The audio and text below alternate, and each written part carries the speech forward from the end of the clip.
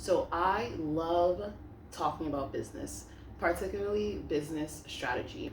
I identify as a business coach, an entrepreneur, a business strategist, a founder, a CEO, an educator, sometimes an influencer, all of the above. So we definitely, throughout these moments, will talk a lot about business and, again, business strategy. I love that shit. I can talk about it all day. And today I wanted to share with you 3 lessons that I've learned about business from the Friday Report. The Friday Report is a newsletter that I created last January 2021. It started as a weekly newsletter. I haven't sent one in a while, to be honest, so I'm hoping to send one this week. But my goal last year, 2021, was to send out a Friday Report every week, and I did. I sent out 52 Friday Reports. There were times it was 4 a.m, I was drunk, out with friends, and I'm sitting there writing the Friday Report. Sometimes my friends would add in their pieces. And it was dope. It was such a great way. So to clarify, the Friday Report is a newsletter, and it's very structured. I do an intro. I have a list of like all the fun things that I find from the internet. I have a what's going on with me section. I have an in case you missed it section where I promote cool offers from friends or things that I found online. And I have a track of the week. I'll offer, I think this year I changed it to buy of the week. So I'll talk about something that I bought recently that I love. And it's been such a vibe. It's fire. So if you want to subscribe, you can go to Maed, that's maed.com/moments, and you'll get the next Friday Report when I send it out. And so here are 3 lessons that I learned from sending out a newsletter every week, every Friday for an entire year. 1, consistency is key. We hear this all the time, but I'm sorry to tell you, it really is. It's everything. And to be honest with you, the Friday Report, I love to share, I love sending it because it's a time for me to get vulnerable with my community. But also for me, same with this podcast, it was a challenge to show up consistently for myself, for my brand, for my business. Although I don't really talk about Life Made Easy within those newsletters, it still obviously is a chance for me to promote my current offers.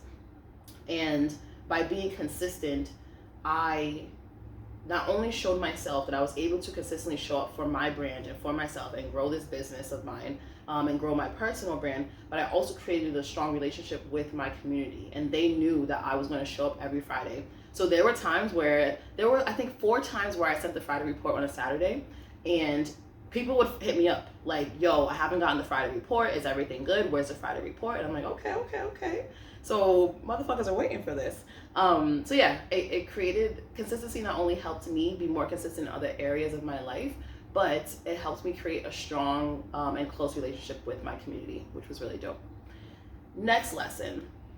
I learned that as best that I can to get vulnerable and to show my community how I'm practicing what I preach. Again, I'm many things. I'm a founder, I'm a CEO, I'm an educator, but I'm also a coach.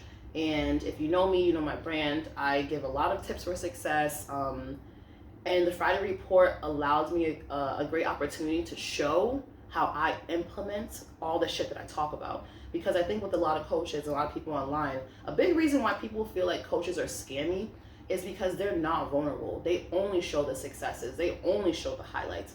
I'm not going to tell you how to create a morning routine or a morning ritual. I'm going to show you how I make mine. I'm going to show you how I fall off, and I'm going to show you how I get back on again. And I wish there was more vulnerability like that, honestly, as a content consumer. I wish that there were more people like that, but whatever. Sometimes, you got to show up as what you're asking for, right? So that you can get more of it. And so, yeah, as best you can, if you are creating your own brand or you want to be a content creator, or you're starting a business, as best you can and as often as you can, get vulnerable and show the back end, and don't just show the fucking highlights. Like, everyone just wants to talk about when shit's cool. Nah, I would trust people way more if they showed me their lowlights, instead of just their highlights. So yeah, that's 2. 3, I say this all the time. The Friday Report reinforced that I am a strong believer in creating freedom through structure. And here's what I mean by that. Structure is your friend. I know I'm biased. I'm a Taurus. I'm an earth sign. I love order. I love organization. I love structure. Everyone knows you come to me to get organized. But structure is your homie. So with the Friday report, for example, I just laid out to you at the top of this moment how I structured it. So let's talk about it in regards to newsletters. I also have a great course. It's a 7-day course designed to help you launch your newsletter, your email list in just 7 days. And I've gotten great reviews about it. I mean, I'm biased because I made it, but if you want to start or refine your email list and your newsletters and how you go about it, I cannot recommend this course enough because it's changed the game for me, but I've also seen how it's helped other people consistently and just quickly create newsletter content.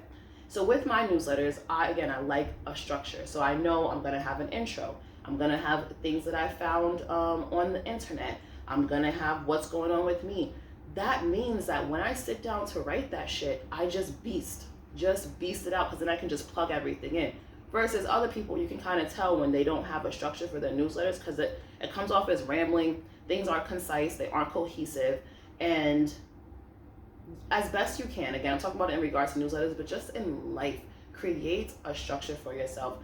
For example, let's talk about morning routines, right?